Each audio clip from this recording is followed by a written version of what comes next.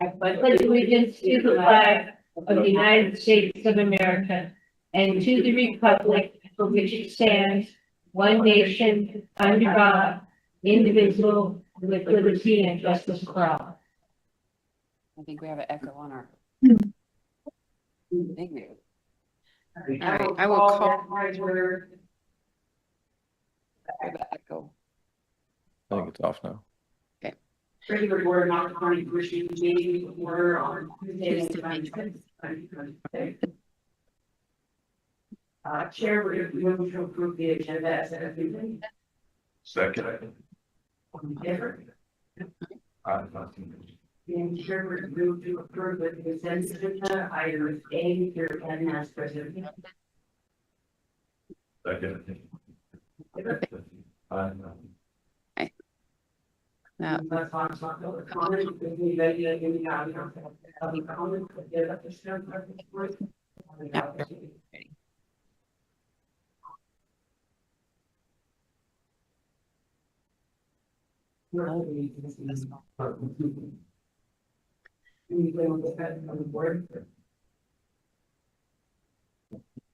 I will just say we so. I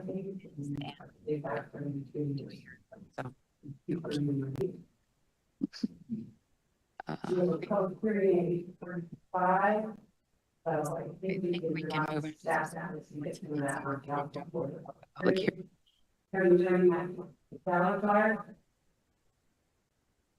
Are we have an echo the whole time? Working on it. Okay, cool. Resolution 2026 62. Consent contractors. Yeah. Additional. Resolution 2026-67. Resolution 39. Brings in permanent easement to Public.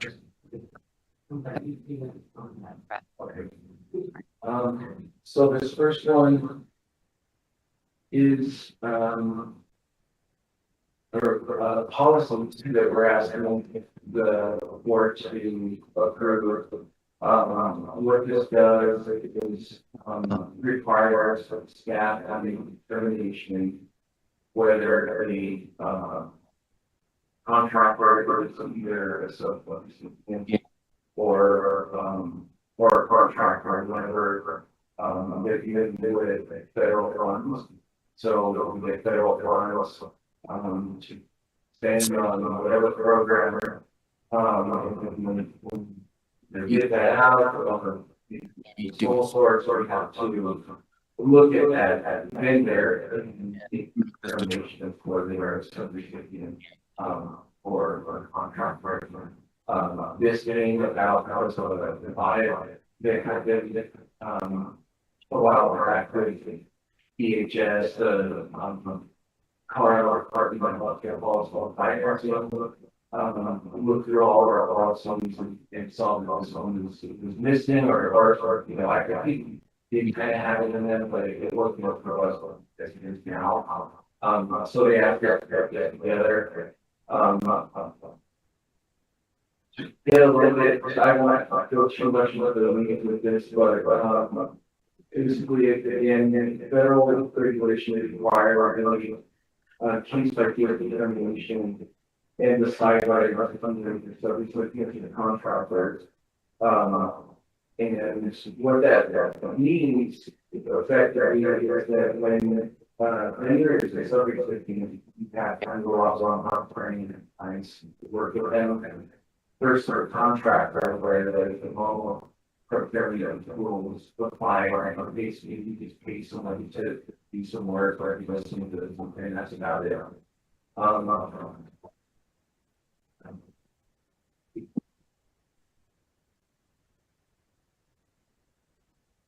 So, what this does additionally is introduces a bar, where anybody excited that there's two forms that they go along those policy. And the first is a risk assessment that goes over all the criteria with the consideration or determination whether there are subject needed for contractor. In the, it's just showing that's gonna be, monitoring, ability to look at it done by our staff. To, Make sure that they're meeting milestones, and they find market contractor, I mean, director, and then last time, then we'll, yeah, we can, when that comes through, my offer, so I'll still look at it and make sure that risk doesn't make it correct or before I or ask that contract about would be all.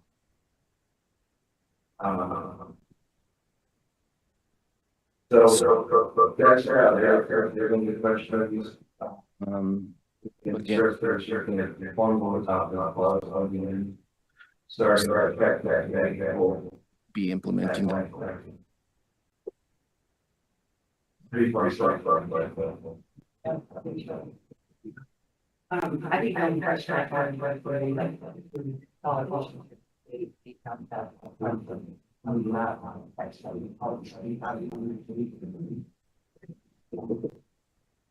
Yeah, one of that stuff in so they're gonna go to district days or with one of any anything. I don't know if there's a framework line on that meeting. Implemented. Yeah, I know it's until 20. Okay. Next item, 3.4, 3.5.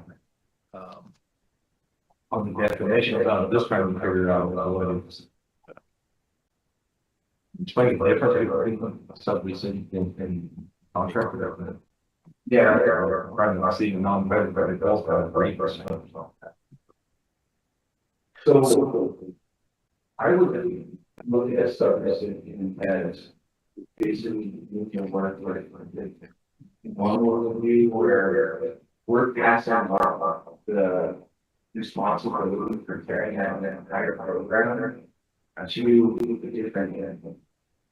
So if there's a program, let's say that giving out vaccines, for instance, very managed or that's the whole program there that also fine reporting everything. If we then contracted that out, let's say to Northwest Hill, and they start giving out their vaccines and administering that program, then the Northwest Hill subdivision. Whereas the contract, it's pretty straightforward. All we're doing is saying, hey, we need to buy a motor or probably out of money. And that's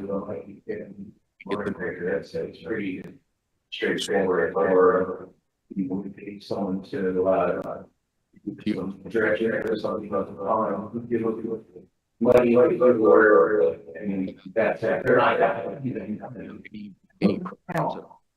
other thing up here. that's it. That's very good. Okay, well, thank you.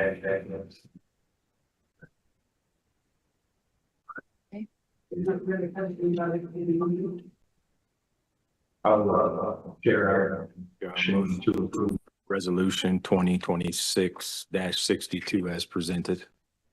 I'll second. Any further discussion? All in favor? Aye. Aye. Thanks. Thank you. All right. Double the size of our room. Okay, we'll move on to resolution 2026-67. Do we need to, is the resolution include the county policy or do we need to? Is it The resolution includes the policy, Okay, yeah. all right. I just seen it was on another line item, so.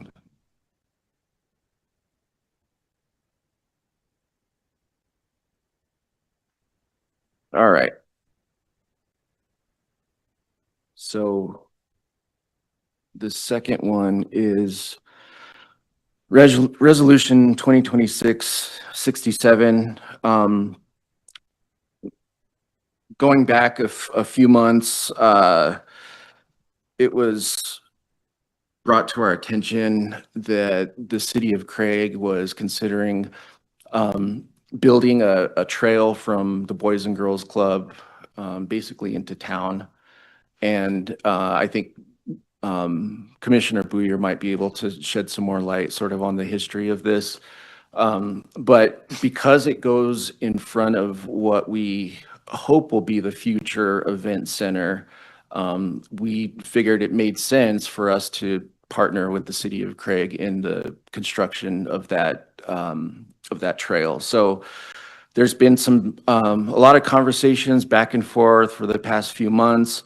And basically what we landed on is that part of this trail will be on county property, and I believe another part of it will be on the highway right-of-way. So that's essentially it's owned by CDOT or controlled by CDOT. And I've been working with Danny Paul. I don't know if do you want to come up? Sure.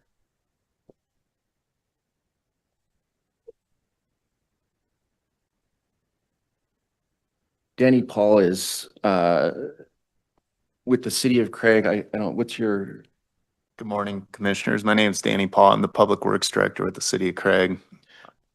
So, all right. So Mr. Paul has been essential in working with CDOT to get the applications in. There's a special use permit that had to be approved in order to do this. But at the end of the day, in order to make this work, we've agreed or we're asking the board to approve a permanent easement. And what that does is opens it up and allows the public to use that for this specific purpose. But that easement is going to the city of Craig. And then, again, along with the right-of-way from CDOT, that trail will be constructed along that corridor along US 40. Let's see. The trail is going to be, again, open to the public. It'll be for non-motorized vehicles, so no cars or motorcycles or anything like that. It's going to include certain safety features, including signage, draining, and lighting. Again, it's a joint project between the city of Craig and Moffett County. And in that, it's going to assign some duties to each side. So that means that the county will be responsible for snow removal and kind of general upkeep. If there's trash on there, we'll be responsible for that piece. And then the city of Craig will be responsible for the trail surface maintenance and any repairs to the asphalt itself or any edging and things of that nature. Then if there happens to be a big repair that needs to be done, more than $25,000, what we've done in this agreement is stipulated that that ongoing big kind of capital improvements will be shared by both entities. So we would come together and kind of hash out whatever that project would entail. Additionally, going back to the easement itself, each party is going to be responsible for its own actions.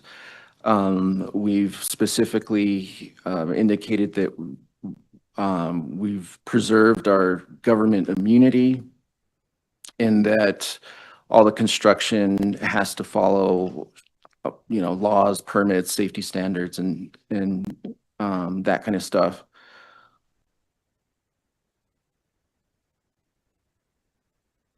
So we're asking today that the board approve this permanent easement. Additionally, I think the city of Craig is going to be signing it on their end tonight. And then the last really important feature of this is that it won't be recorded and it won't be effective until CDOT grants their permit. Okay, so we don't want to be in a situation where both sides sign this, it gets recorded, and then CDOT comes back and says, oh, we're not going to let you do this, or it's going to look some way that's completely different than what we anticipated. We don't want to have to kind of pull that back and then redo it and everything. So the easement has what's called a condition precedent, which basically says CDOT has to give us their approval, and then once that happens, it can become effective, and then we can go ahead and record it. As far as the project itself, I don't know if you want to. Yeah, I think you covered it really well, Max. Just a few additional details. We actually started working on this primarily through Neil Binder and to a lesser degree Roy Tipton starting last fall. We had a meeting out there with Bruce, Dan, and Neil when we were earlier in the design. That resulted in a slight changed alignment that brought the trail a little further into Moffett County property. We have since, with good input from Kyler and his team, just very recently, we have revised the design to place most of it, the majority of it's actually in CDOT's right of way. It kind of straddles the county property line for about 500 feet. I don't have an exact total square foot of impact for you today because our designers are actively working on that. The trail will not have lighting. Actually, it will just be lit by the roadway lights that are there. We did submit our application to CDOT to get it permitted. If you're proposing a trail improvement within their right of way, they require it to be done under a special use permit. And I'm happy to report, as recently as last week, they've indicated they're going to issue that permit contingent on addressing a few minor comments they had. So the city we're taking this to our city council tonight for their consideration. And the plan is that we won't execute it, the parties won't sign it until the design's revised, reviewed by county staff. And then we'll have a surveyor prepare a legal exhibit. And then at that time, it can be executed and recorded once we get the CDOT permit. And that was a very good addition Max made to that easement agreement. Right, and the legal description is still being finalized, so that's the other piece that has to be added into this Yep. before it gets Yeah, we'll recorded. do the design, share that with Kyler and Bruce and Dan and for their review and buy-in, and then we'll proceed with having the exhibit created that will attach to this agreement. I think you covered the maintenance obligations well. The agreement also designates construction roles and responsibilities. So the city's basically acting as the general contractor, if you will. And we're gonna get the permits. We did the engineering.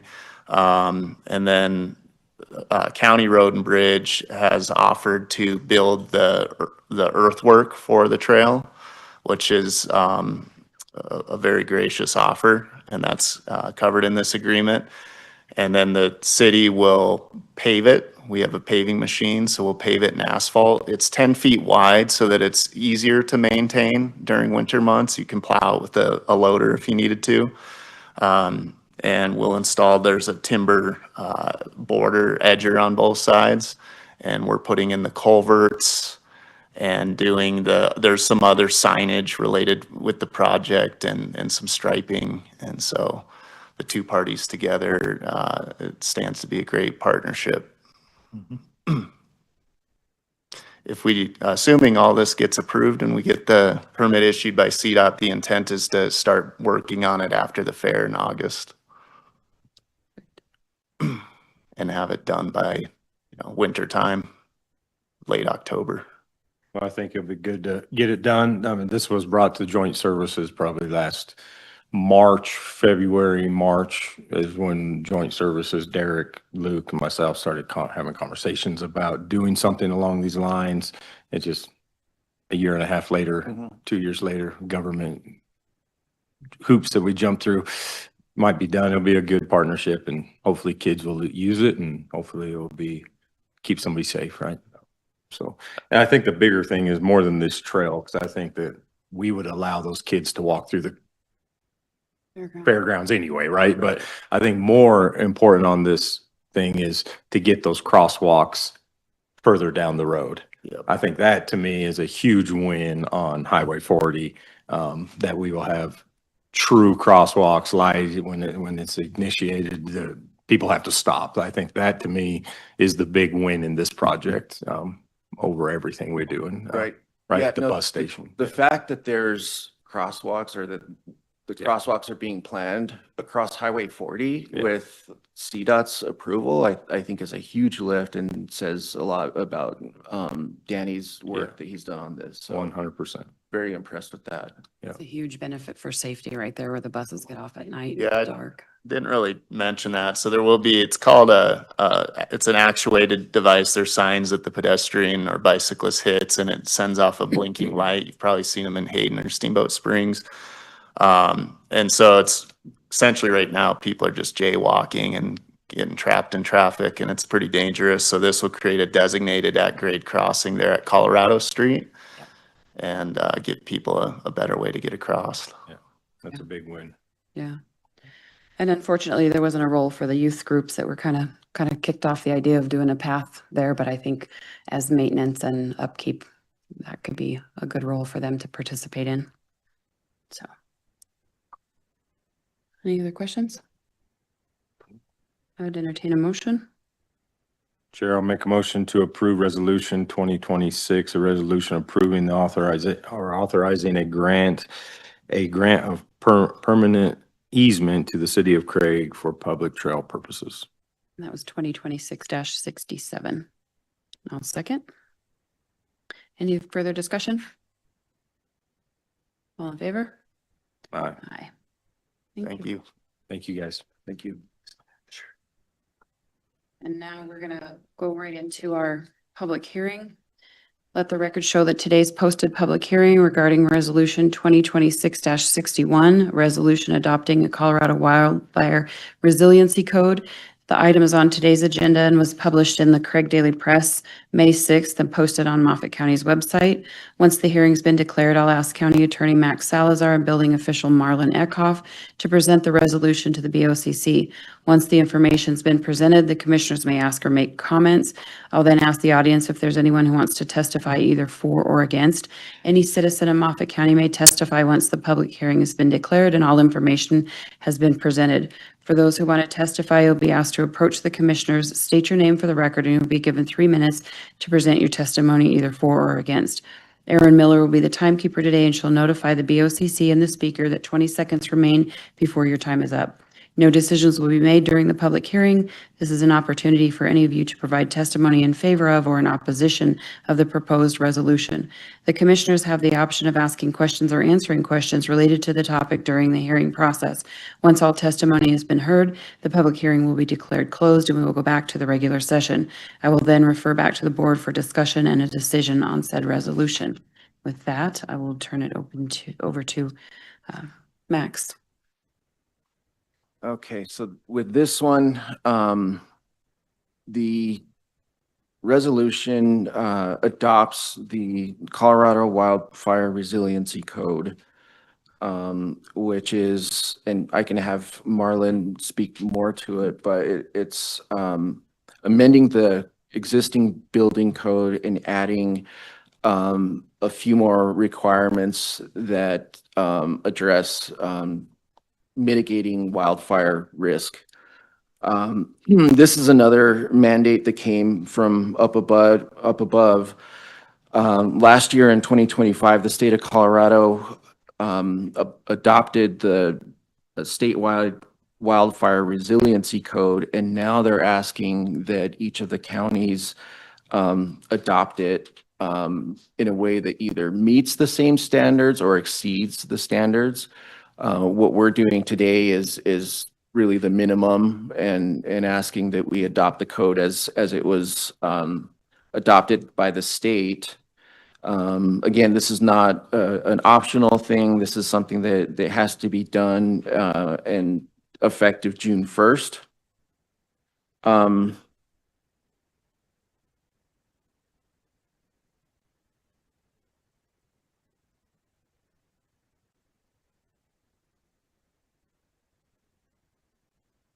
So where this came from is there's a map that defines certain wildland urban interface areas, and basically it's places where urban development kind of interfaces with wildland in a way that there's a heightened risk of wildfires. Moffett County has that in our county. The city of Craig also has it. Thank you, Aaron. The map that was brought up here shows those areas that are considered wildland urban interface. I believe it's the red, right? So there's actually technically 4 different zones. The areas that are in gray, which you can't really see until you zoom into the city of Craig and that sort of thing. There are areas that there are no requirements. Then the yellow areas are the low intensity, which there's a set of requirements I can get to here in a minute. And then the orange and the red are a separate set of class 2 restrictions that apply a little more stringent based on the map.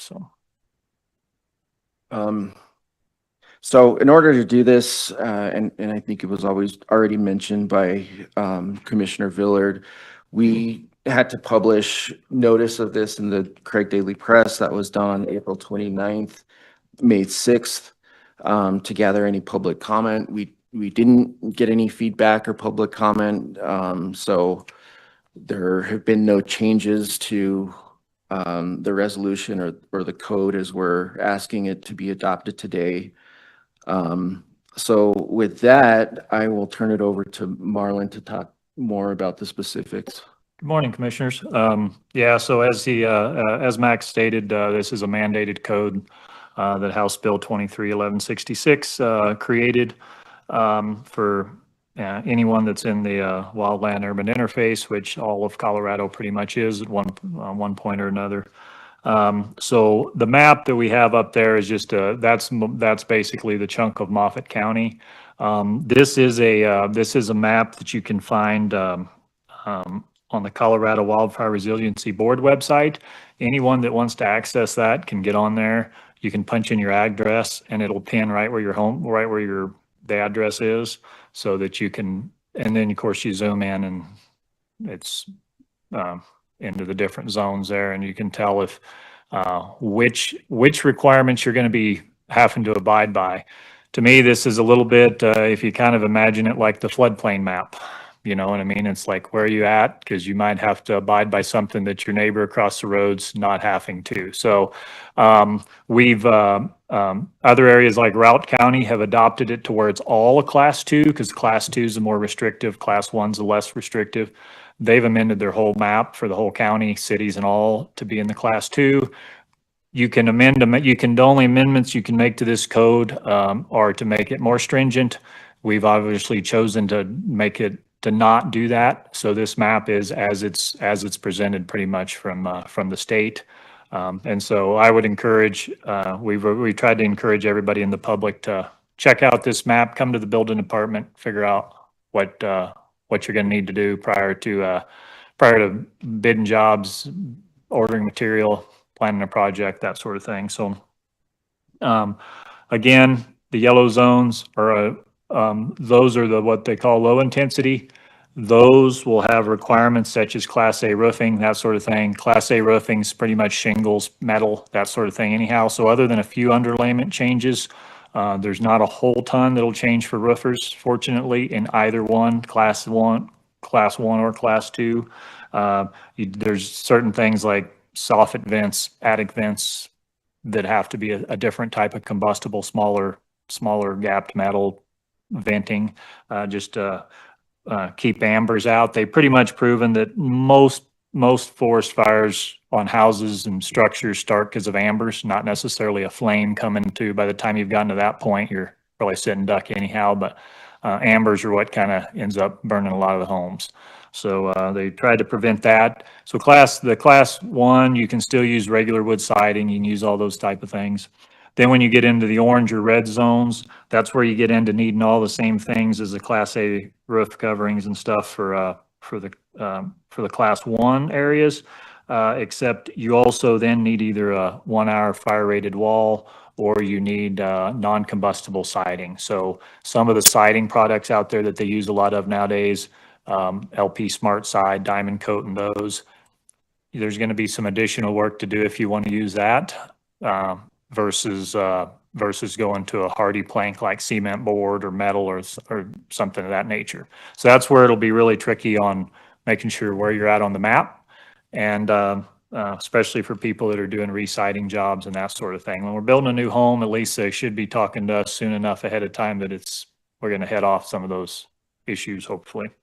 So the code's really loosely written, so there's a lot of interpretation involved. So I've discussed quite a bit with the Routt County Building Department, which I believe the building official there is actually interpreting, surprisingly enough, this probably a little bit loosely on the lower end on a couple of things, but we're keeping it straight across the board. Kind of, we have a lot of people that do roads and work up and down valley, so we've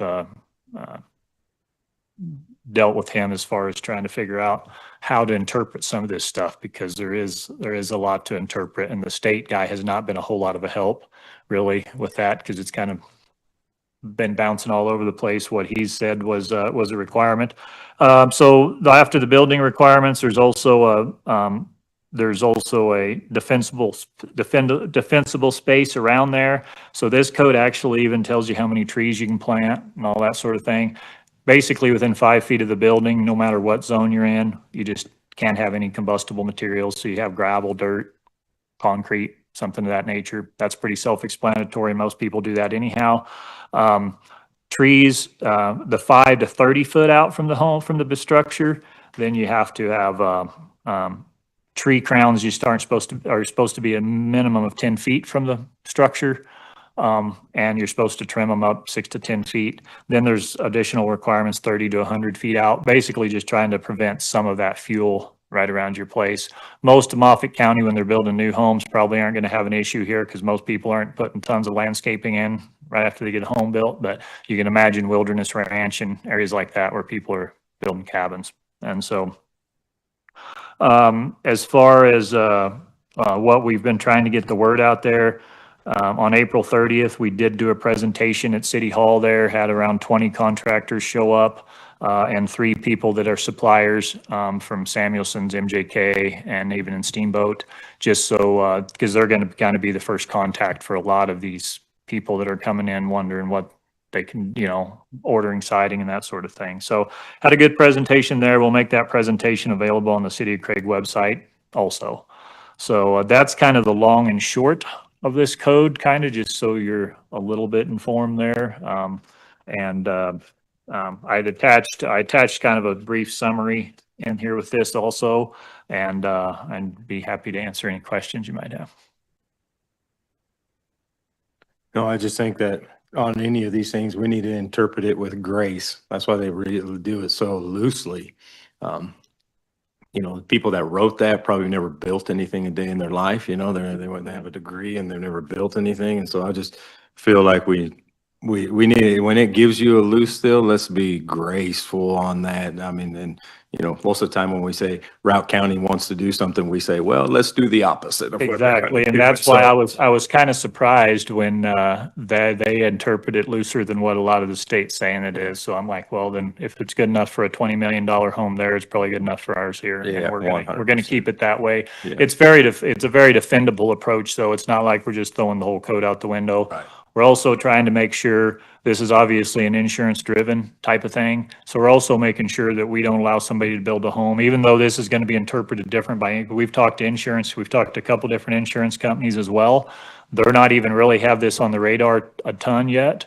But we wouldn't want somebody to build a big new home and then come back and say, well, your siding's wrong, so we're not going to insure you, that sort of thing. When it comes to trees and stuff, it's a little, if they have to go cut a tree down, insurance is making them do that already.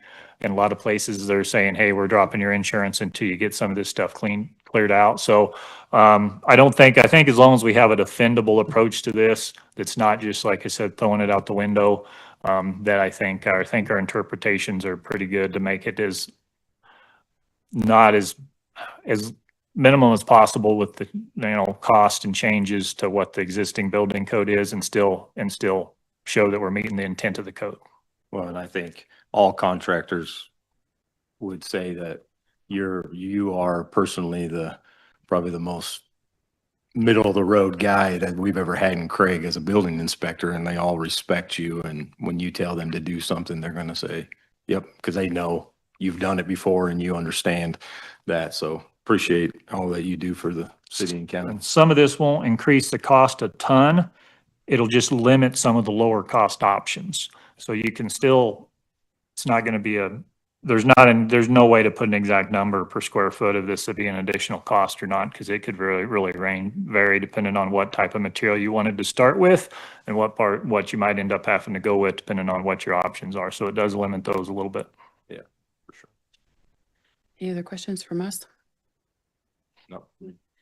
All right, I'll now open it up for anyone in the audience who would like to testify either for or against us adopting the resolution 2026-61, adopting the Colorado Wildfire Resiliency Code. Anyone in the audience? All right, hearing none, I'll declare this public hearing closed and refer back to my fellow commissioner. Chair, I'll make a motion to approve resolution 2026-61 as presented. I'll second. Any further discussion? All in favor? Aye. Thanks, Martin. Thank you, Appreciate Commissioner. it. And now we'll go on to Road and Bridge Department, Bruce White, bid recommendation for a motor grader.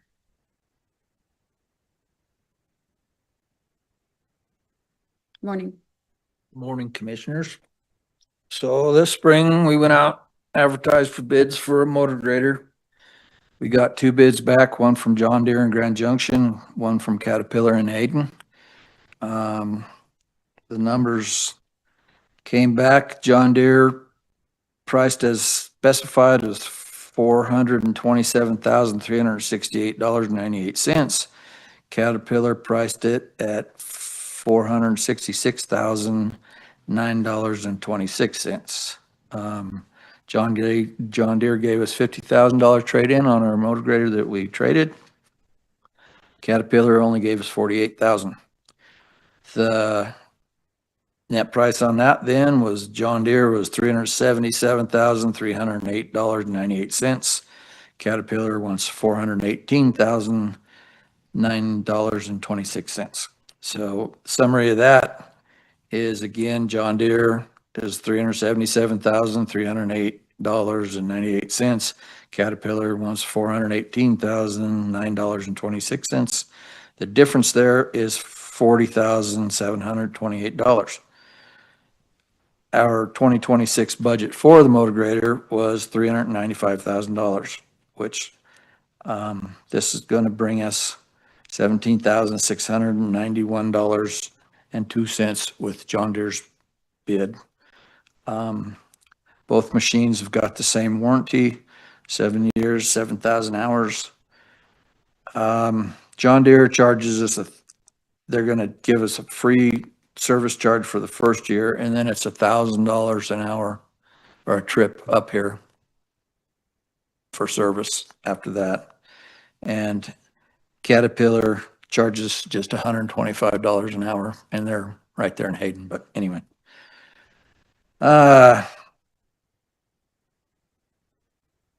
Four Rivers and Grand Junction, they're going to go ahead and consign cutting edges and air filters and stuff like that. We won't have to pay for them until we use them, and then they'll restock them. So that was one of their selling points. So at this time, Dan Miller recommends purchasing the John Deere 770 from Four Rivers Equipment for $377,308.98. Questions? Yeah, I got two questions. So most of what we have now are cats. Okay, so what's, and we do a lot of the servicing on them, right? It's not like we call them, even if it's $1,000. Well, our mechanics do most of that. What do we do? You know, right now you can swap parts and, you know what I mean? Now, what's our plan on this? If we're going to start shifting everything to John Deere maybe, or we did, I guess that's a pretty big concern on my part. It's really wasn't my project, Tony. I don't advocate for switching out because all these years that I've been doing this, I always thought the same line of parts that interchanges was less expensive in the long run. That's a pretty big number, that 40,000 to overcome, and Dan just didn't want to. For sure. So, Just stay within your budget too. I get it. yep. Well, what about, my second question is, what about selling, through Purple Wave and not doing that? Could we close that gap by 40,000? I think, you know, because they're going to turn around and sell that. Okay, not for 48,000. They're going to turn around and sell that piece of equipment for 78,000 or 98,000. So, I'm just curious, your thoughts on that. I know Dan's not here today, but Right. Once again, it wasn't really my project, and Yeah. this is what Dan decided. It's not the way I would have went, but it's tough to beat that price, you know, when we're coming in and recommending to you to overlook that $40,000. And I think that's Dan just went that way. I guess we've sold a bunch of things on Purple Wave. Why are we not trying this one? I guess I mean that's a. I don't know what he's line of thinking was. I truly don't. You know, as far as the service calls, Dan figured he can beat that $1,000 a trip by loading that up on our truck and taking it to him. So, he can save money there. And, yeah, Do you think it's a big enough difference for the mechanics too, where they've been used to all your cat well, we've got a lot of money invested in Caterpillar technology with their, training and certifications? yep. Quickly do you need this motor grader? What's that? How quickly do you need this motor grader? Yeah, you know, you guys want to table this and That's what I mean, that's what I'm gonna make a motion to do, and whether we That's- do it till next meeting and let Dan come in and, I mean, I of course, I want to stay within our budget, Mhm. right? 100%. I want to stay within the budget. Well, that's the problem being is this jumped up out of our budget as far as Caterpillar went. Yeah, And now if we sell that machine on Purple Wave, auction's an auction. You might not do that. So Dan was looking at that also as, you take a chance, right? Yep, For sure. yep. Yeah, I think there's some mitigating factors here that probably would warrant some other discussion. I mean, because technically, well, you are what? 295, 40. You're $23,000 over budget if we go to CAT. Mhm. Even though there's a 40,000 price difference, we knew we would be in that ballpark, right? So, Chair, I'll make a motion to table this until next meeting to have further discussions with Mr. Miller. Okay. It's just a tough deal. He's trying to do what he's told to do, but Yep, no, I get it. practicality as far as what we have and what we've been used and comfortable with and our technology and everything else goes the other way. Yep. So, And I appreciate him doing that, so. Yeah, so I will second that motion, tabling this until next meeting, which would be June 9th. Okay, all in favor? Aye. Thank you. Thanks, Bruce. Appreciate you. Jeff Comstock and Ryan Banks, Office of Development Services and Rocky Mountain Youth Corps. Good morning. Morning, Commissioners. I'm filling in for Neil today. And as you identified, this is Ryan Banks with the Rocky Mountain Youth Corps.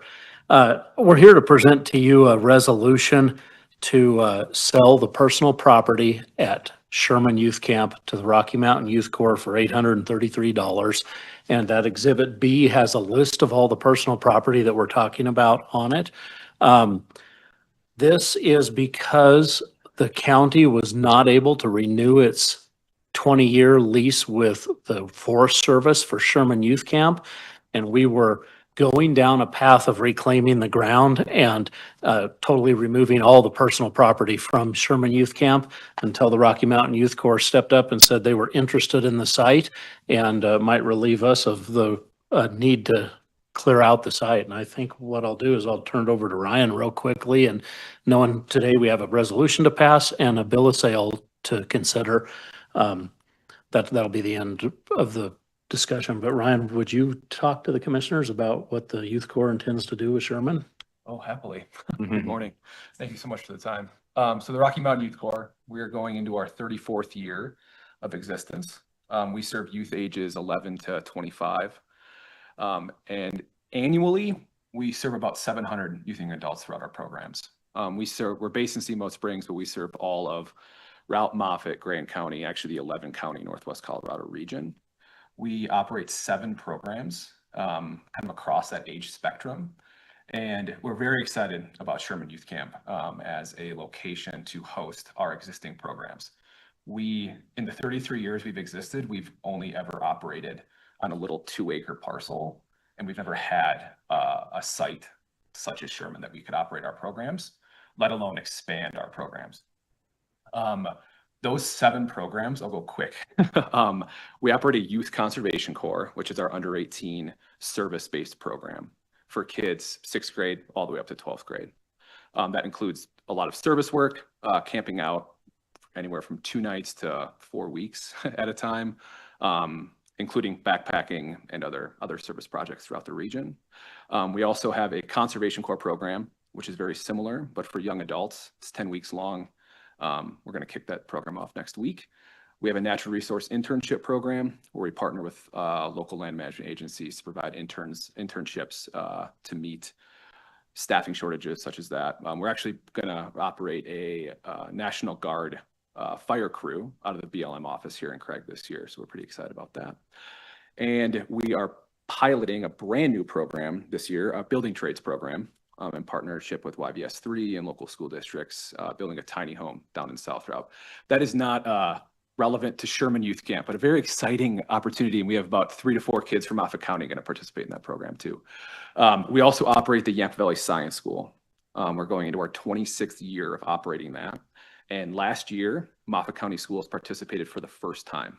So every 7th grader came to the Perry Mansfield Performing Arts Camp, north of Steamboat Springs, for a 2-week-long program.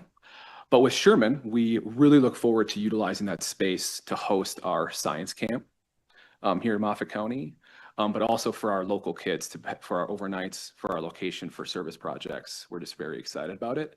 Let alone the opportunity that exists for Rocky Mountain Youth Corps to expand our current programs, expand ages, expand opportunities.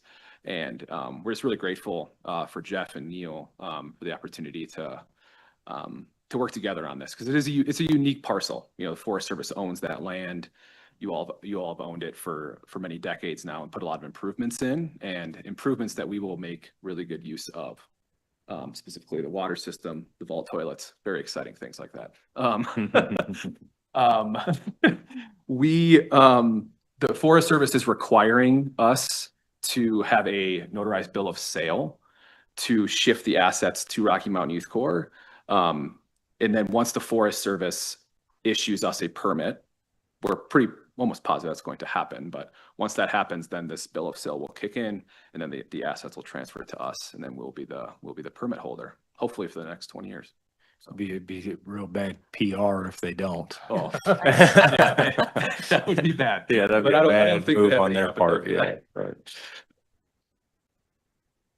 I can answer any questions or Jeff, if you have. No, I think that's good. If you have questions, please ask them. Otherwise, have a resolution and a bill of sale to consider. Great opportunity. Appreciate you guys Great stepping to the opportunity. plate and doing that. Yeah. It's a win for the county also because of the amount of money we would have spent, reclaiming that site would have been, Sure. a lot. Yeah. Very good. Well, I'll start with making a motion to approve resolution 2026-66. Yeah. That is, yeah, we'll just start there. Okay. And then then you want to do the bill sell separate, right? Or is it all in one? I believe it's in one. Oh, The okay. resolution is for the bill of sale. Okay, so for the bill of sale for Sherman Youth Camp infrastructure to Rocky Mountain Youth Corps. Okay, and I will second that. Any further discussion? All in favor? Aye. Thank you. Thank I'm you. excited to see the improvements up there and see the program expanding into Moffett County. So Very excited. it's great. Thank you. Thank And you. your support. Yes. Is that it? Yep, that's Okay. it. Neil. Thank you. Yep. I was noticed in there, it's got the famous max line in there that says it doesn't take effect unless that permit's issued by the Forest Service. Perfect. We'll have to start calling That it max got our the back. max clause. Pause. Perfect. All right, and Candace Miller, with the airport for the airport hangar lease revisions. You're up. Good morning, commissioners. Morning. I can. So I sent to you the ground lease revisions. The Airport Advisory Board has been reviewing these and having discussions for quite some time now. Our current lease, which is the second document, is and has been since what I can gather, maybe the early 90s. The lease was set up to be 0.5% of the assessed value of a hangar on county-owned property. So it's a ground lease, and that 0.5%. And over the years, obviously as assessed values go up and down, the leases are changing, going up and down, but at the end of the day, they're still taking up X amount of square foot of the airport through the term of their lease. The term of the lease will remain the same through our recommended revision, so it will be 20 years with an additional 20-year renewal. And so the lease is going from that 0.5% to an 18 cents per square foot for a private entity and 23 cents per square foot for a commercial operation. We've drafted it to where the lease, it actually is drafted as a 23 cents per square foot with the assumption that a majority of our users are doing commercial activities with a non-commercial use discount. So that 5 cents, so they're down to 18 cents a square foot. So they just provide us, we have a list of different items that they can provide us for acceptable proof of non-commercial status for initial and ongoing verification that they're just a individual, utilizing their hangar. As well as the definitions of what constitutes a commercial versus non-commercial. And realistically, all of the other, the terms are the same. We just made some cleanup. Currently, this will not affect any of our leaseholders as we're honoring the terms of their original lease. I meant to give this to you. Showed it to you. So most of our leaseholders, we have 2 leases that will expire in the next 3 and 4 years. But for the most part, we have 8, 6, 13, 11, 17, 20 years, right? So these people have a long time to continue on. I would say that we will extend the offer to them that if at the termination of that initial term of their lease that they would like to switch over to this that we are more than happy to do that, but if they wanted to renew for that additional 20 years, we will do that as well At the normal price or at the old price? at the old price. For Because another- the language in our current lease, there isn't language that stipulates that we can transfer them over. It's an optional thing. So none of the language in our lease, the current language in our lease is that 1/2 of 1% is that assessed value every 5 years. That is the only time that we can assess that. And so we kind of come at it from every possible angle, and we just do not have the language to support us transitioning them over to the new terms. It will be voluntary if they would like to at the end of those first 20 years. We do have, so right now we have 12 private hangars, 1 county-owned hangar, which is, has just gone back under lease from the Moffett County Hangar Group. One of our newest hangars, which he is up and it looks like the electrics, I do need to get with Marlon on a CO. He will be, so that's Bernard Carwick, our newest hangar. He will be the first under these, this new lease.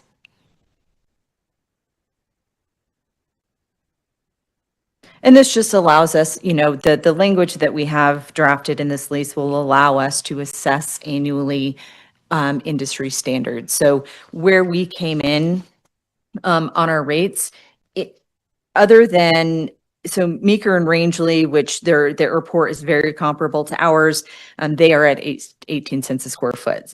So if we look, you know, and not that this is an equivalent, but the Bob Adams Airport, they're at 95 cents a square foot. Kremlin and Granby are at 35 cents plus an additional 5 cents for commercial rates. City of Cortez, 41 cents. We've got 30 cents. Really, on average, we're looking at about 40 cents a square foot. It's pretty, 35 to 40 cents a square foot is pretty average. So I think it's very fair at 18 cents.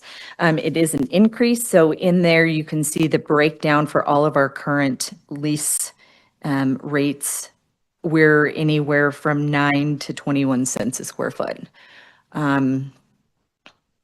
Based off of their assessed value rates.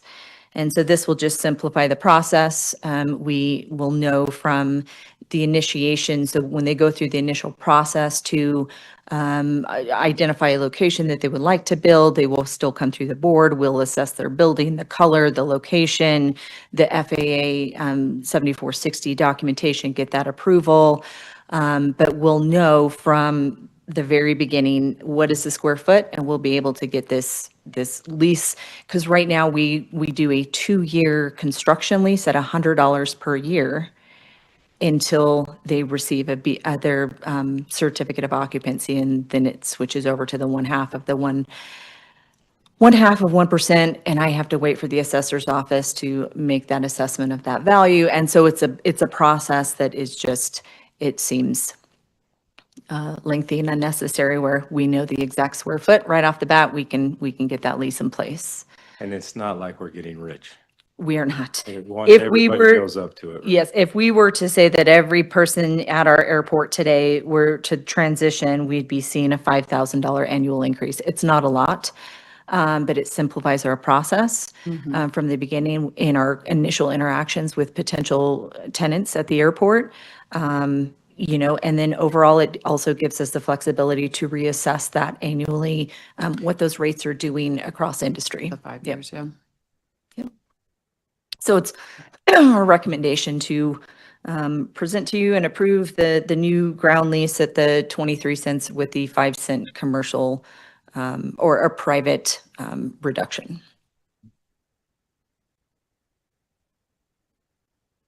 And we do have, and sorry, I just wanted to add, our ASOS relocation, hopefully they're going through some engineering with FAA. Hopefully we'll see that happen towards the end of the summer. And now we have the entire west side of the airport to start planning. So I definitely see, you know, in the last 4 years, we've had 3 new hangars go up. So once that ASOS relocates, I think we're going to see some significant growth. All right. We appreciate all the work you've done on this. I know it's Yeah. been an ongoing battle for a while, and so Yeah. appreciate all that. Thank you. Chair, I will make a motion to approve airport hangar lease revisions as presented today. And now a second. Any further discussion? All in favor? Aye. Aye. Thank you. And that will conclude our business for today. Our next regular scheduled meeting will be Tuesday, June 9th, right here at 8:30. Thank you. Thank you.